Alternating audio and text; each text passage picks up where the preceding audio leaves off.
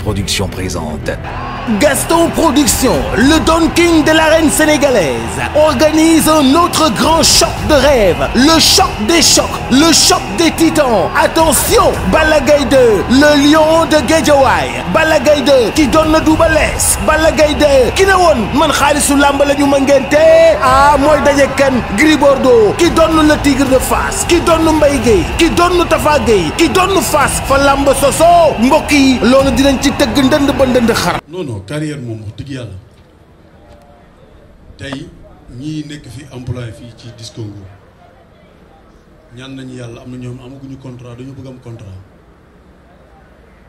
am na ñoom dañu bëgg leen embauché liggéey moo mel noonu xëy na tey aussi produit la boo xamante ne rek bu neex Sénégalais yi la man bëri naa kalaaf te 3 combats laa signé tey Gris Bordeaux mii may bëri maa ngi doon bëri ak Bombardier amul jot sax naan moom di perte xaalisam bu yàggee xaalisam jeex waxin la rek dégg lay laaj c'est-à-dire que lamb moom baaxul noonu di nga dégg lu ne nag mais tey bu ma woon 10 contrats sax dama ko jël. waaw. wala cat baaxul. non mooy suma liggéey loolu doo fekk de cat. baaxul de. ay jours ngi nii ay milliards lañu fekk xanaa kon cat sonoon leen. non bokkut. non dal mën a wutale. bii da ngay jël pépp ak non ay doomu aadama lañ te ñoon du ñooy noppalu semaine bu nekk dañ ci football 2 fois te ay centaine de milliards la ñuy encaissé pourtant coow amul dara amul ñun dañoo bëgg a nekk ay multimilliardaires liggéeyal suñu réew am ay projets yu ñu taxawal aussi tamit pour tey jeunesse sénégalais yëpp mun see liggéey mun see jëriñ seen bopp. Gris Bordeaux mi am na yéen boobu man naa yéen boobu parce que loolu nekkatul affaire da làmb tey boo ci nekkee normalement ci yoon boo génnee ba pare non war na am benn bët bu ñu lay xoolee loolu mooy suñu objectif ak suñuy encadrement ak suñuy saf ñu ngi ñaan yàlla képp kuy mbër nekk tëdd fil suñu borom jàppale la bu ñu am loolu. jëf ndaanaan laay bëreel ku respecté bis ak ku bëgg bis ki nga xamante ni bu jógee kon ni mu la ko waxee Fass jug Fass nekk écurie bu mag ñun nag yàlla moo dogal ñu nekk ay jeunes suñu turandoo di bàyyi Balla Ndour yàlla na ko yàlla yëm te xaar ko àjjana moom ñi fa fekk parce que tey ay xale la ñu woon nekk ay boy ndaw à l'âge de 15 ans 16 ans ba ni ñu toll nii tey ibbi ko nekk première école de lutte bu nekk roi des arènes ibbi ko ba pare formé roi des arènes. loolu yombul loolu liggéey moo ko joxe ak ñàmbaar ak série am jom ak dégg ndigal donc daal ñu ngi ñaan yàlla may ñu ndam ci bis bi incha allah. mais Balla bëri na ñoo xam ne dañ Balla bokk na ci li ko gën a sonal ci carrière am jamono ji muy contrat yi nga xam ni Balla da koo tegle parce que léeg-léeg mën ngaa jël contrat wu Cheikh Sarr war a bëreeg Cheikh Sarr nga jël ko ci at mi mais nga dem ba mu yàgg làmb booleetul ak Cheikh Sarr fekk yow devancé nga Cheikh Sarr parce que daan nga ko mën Cheikh Sarr daan ko tolloog Cheikh Sarr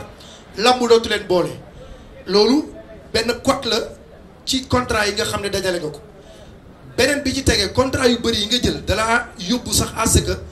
nga dem ci entraînement dem ci sax ba def ci loo xam ne musoo ko def ci entraînement ci li ñu gis parce que ay sportif lañu leneen li ci tege mooy làmb dafa am ay réalité boo jëlee lu tolloog 5 contrats. man bëri naa kalaaf te 3 combats laa signé te Gris Bordeaux mii may bëri maa ngi doon bëri ak Bombardier amul jot sax naan moom di perte xaalisam bu yàggee xaalisam jeex waxin la rek dégg lay laaj c'est-à-dire que lamb moom baaxul noonu di nga dégg lu ne nag mais tey bu ma woon 10 contrats sax dama ko jël. waaw. wala cat baaxul. non mooy suma liggéey loolu doo fekk de cat. baaxul de. ay jours ngi nii ay milliards lañu fekk xanaa kon cat sonoon leen. non bokkul. non dal moo la wutale. bii da ngay jël pépp ak non ay doomu aadama lañ te ñoom du ñooy noppalu semaine bu nekk dañ ci football 2 fois te ay centaine de milliards la ñuy encaissé pourtant coow amul dara amul ñun dañoo bëgg a nekk ay multimilliardaires liggéeyal suñu réew am ay projets yu ñu taxawal aussi tamit pour tey jeunesse sénégalais yëpp mun see liggéey mun see jëriñ seen bopp. Gris Bordeaux mi am na yéen boobu parce que loolu nekkatul affaire da làmb tey boo ci nekkee normalement ci yoon boo génnee ba pare non war na am benn bët bu ñu lay xoolee loolu mooy suñu objectif ak suñuy encadrement ak suñuy saf